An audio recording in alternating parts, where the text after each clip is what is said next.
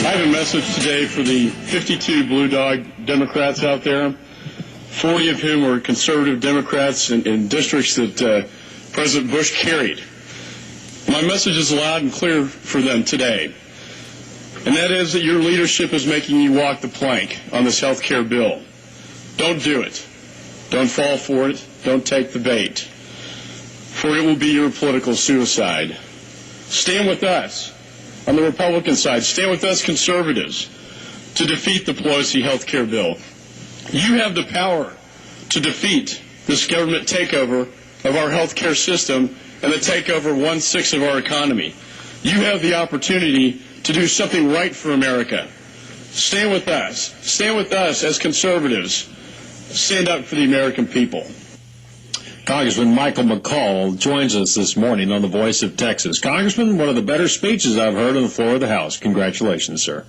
Well, thank you, Ed. And, after our interview, I went straight to the House floor and delivered that. I just, as you felt as well, so passionately that the Blue Dogs hold the key to killing this bill. And we need them, and they need to do the right thing. For so many reasons. It's one thing you can argue about cost and reimbursements and such, but there's some things in this bill that are just flat wrong. And my guess is there's a lot of Democrats that aren't really comfortable with this. How is it possible that the Speaker of the House can put so much pressure on them? Well, kind of like with cap and trade, they'll offer them stimulus dollars, earmarks. We'll do this and that for you. And the fact is, Ed, when they keep them up here and they don't go home, they're not listening to their constituents. Well, if they've already forgotten the August town hall meetings, if their memory's that short, they're really not fit to serve in Congress, sir. That'd be pretty hard to forget. I don't have enough time to play the sound bites, even a few of them this morning, from the crowds that have shouted down, "Read the bill, kill the bill." And on top of that, they had a couple of thousand, if not upwards from that, circling the Capitol and circling the office buildings yesterday, shouting at them as well. And that was, we all went down the Capitol steps, and there were thousands of people out there. The conservative movement is alive and well, and it was just great to see it. And we all gave our speeches, and they were fired up.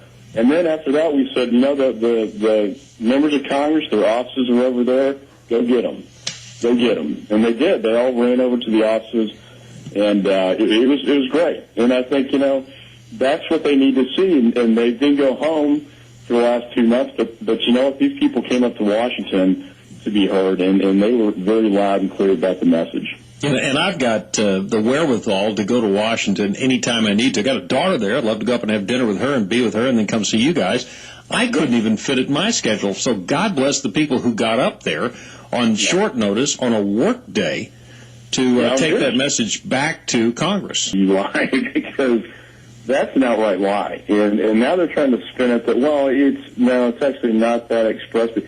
You're right, page 110 expressly provides that federal dollars can be used for abortions.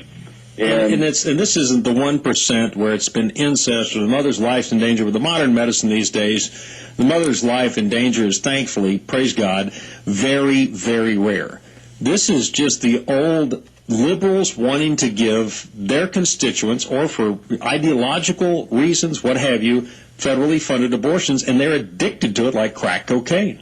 Well, and pro-life and the idea of using, look, people have their views, pro-choice, pro-life, but don't use taxpayer dollars to do it. I'm Catholic, I'm deeply, against it, abortion, but the idea of using tax dollars to fund it is even more deeply offensive. Now, getting back to what you said about Pelosi, I think, if she changed that, she would probably get 10 more votes to pass this, and would probably get the votes she needs to get this bill through.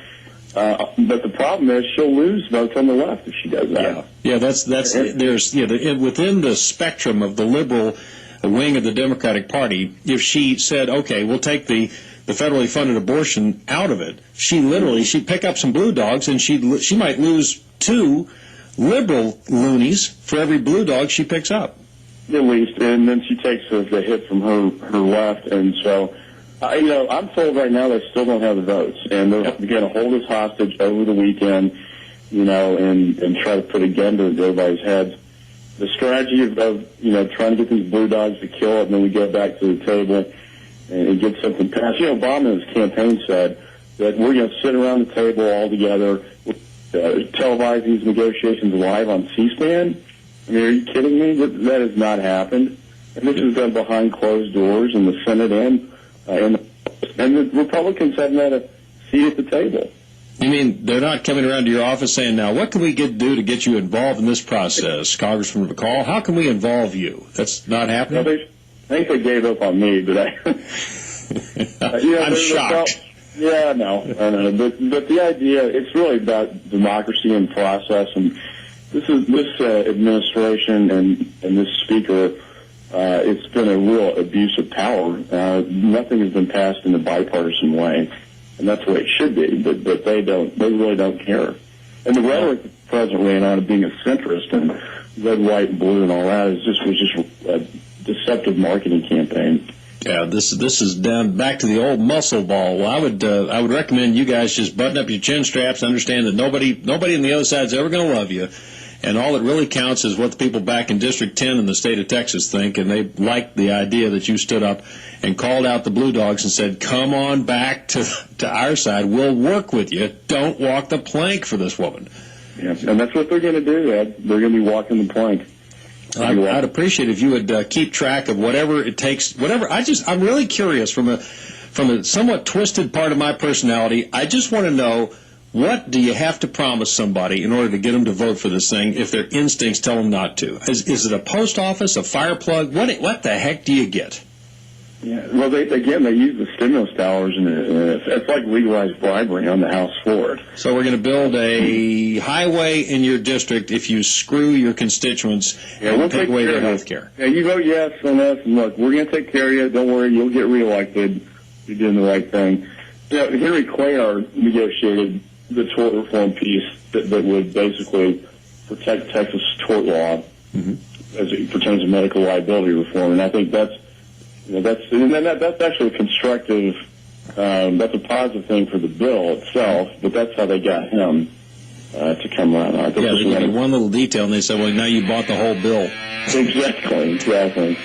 Keep an eye on it for us and let us know. Good luck this weekend. Stand your ground, sir. Great speech on the floor. Congrats to the families at Fort Hood. Absolutely. Congressman Michael McCaul, 10th District, making an impassioned speech on the floor of the House of Representatives. Pretty effective speech, too. The Blue Dogs heard him. Oh, they heard him loud and clear, especially the walk the plank comment. That's my favorite part of it. Maybe it just, this deal's not done yet, by the way. There's short votes as we speak. That's why the arm twisting is going on. 817 on the Voice of Texas. We're back to your phone calls next. Very, very short notice, and I'd say we had at least probably 15,000 people out of them all just fired up, and and they're angry. And I brought up the Blue Dog point to them too. If they vote yes on this, you need to fire them from their job. Now, have any of the Blue Dogs made a comment to you about thanks for the additional pressure, Congressman? Actually, several have. They said, I saw your speech, and some were on the floor when I was giving it, and. And, they get it. And they're puckering up right now because they know this is one of those votes. It's the biggest vote probably in 25 years, and certainly in this Congress. And they know what the political consequences of a yes vote are going to be.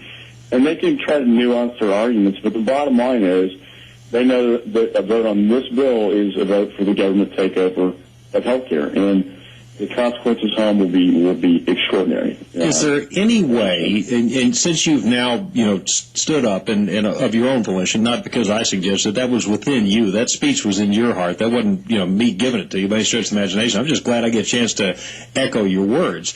But is there any way now that since you've taken that point position, that you could go to the Blue Dogs and say, how can we possibly do something together?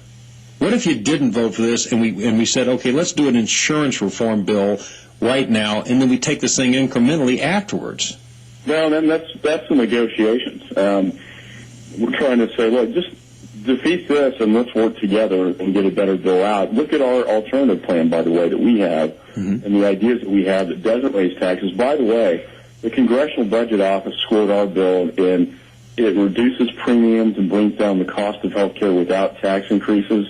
And compare that to their bill, which does just the opposite. It raises premiums, it raises the cost, and it raises taxes big time on small businesses. So, and one of the other issues that really has popped up in my contacts in D.C.